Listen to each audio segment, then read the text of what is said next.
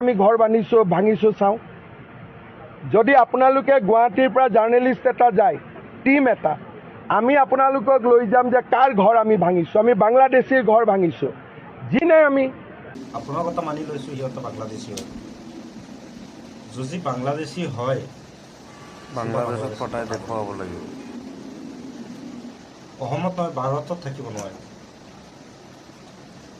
তেনেকুৱা কৰিব পাৰে যদি কৰক, নহ'লে সিহঁতক অসমত থাকিবলৈ জগা দিয়ক। যিমানকৈ মাটি আপুনি কাঢ়ি লৈছে সিমানকৈ মাটি দিব লাগিব। নহ'ব নহয় কেনে আপোনাৰ কথা মানি লৈছোঁ, সিহঁতে বাংলাদেশী হয়। সিহঁতে যি বাংলাদেশী হয়, সিহঁতে ঘৰ ভাঙিলে নহ'ব।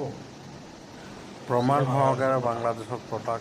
সিহঁতে আকৌ ক'ৰবাত গৈ ঘৰ বান্ধিব, কিছুমান দিন পিছত আকৌ কৈ দিব, সিহঁতে আকৌ কৈ দিব বাংলাদেশী বুলি।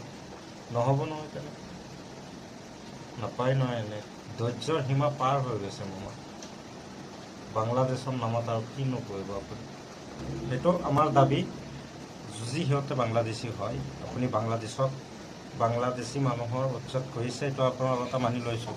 আৰু যদি সেইবিলাক বাংলাদেশী হয়, ইয়াত থাকিব নোৱাৰিব। সিহঁতক বাংলাদেশত পঠাব লাগিব, ইয়াত থাকিব নোৱাৰে। বাংলাদেশৰ নামত উচ্ছেদ কৰি আকৌ ক'ৰবাত থাকিবলৈ জগা দিব, চব ৰাজনীতিত সোমাই গৈছে। সেইটো মোৰ দাবী, সিহঁতে যি বাংলাদেশী হয়, বাংলাদেশত পঠাব লাগে। যি থাকিব লাগে, য'ত আপুনি ঘৰ বাৰী ভাঙি দিছে, তাত থাকিবলৈ জগা দিব লাগে। বাংলাদেশীৰ নামত আপুনি এনেকৈ কৰিব বাৰ বাৰ, এইটো কোনে সহ্য কৰিব। মই নিজে এটা থাকিবলৈ ঘৰ বনাই আছোঁ। আজিৰ পৰা 7-8 বছৰ হৈ গ'ল, কেৰেলাত কাম কৰি আছোঁ। এতিয়ালৈকে ঘৰ কমপ্লিট হোৱা নাই।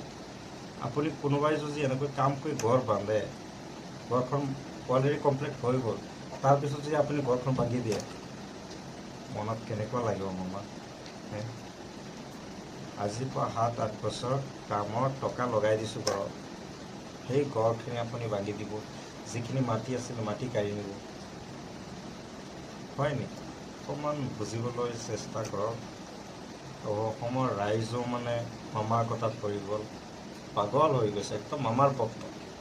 যেনেকৈ আছে কিছুমান গুজৰাট, ইউ পি, বিহাৰৰ মানুহ যেনেকৈ আছে, মোদী আমাৰা পাতি হে, মোদী আমাৰা ভগৱান হে, মোদী আমাৰা বাপ হে, তেনে হৈ গ'লে, কিয়নো ধৰ্মলৈ ৰাজনীতি হৈ আছে। তো সাধাৰণ ৰাইজে বুজি নাপালে। ঠিক আছে, জয় আহোম।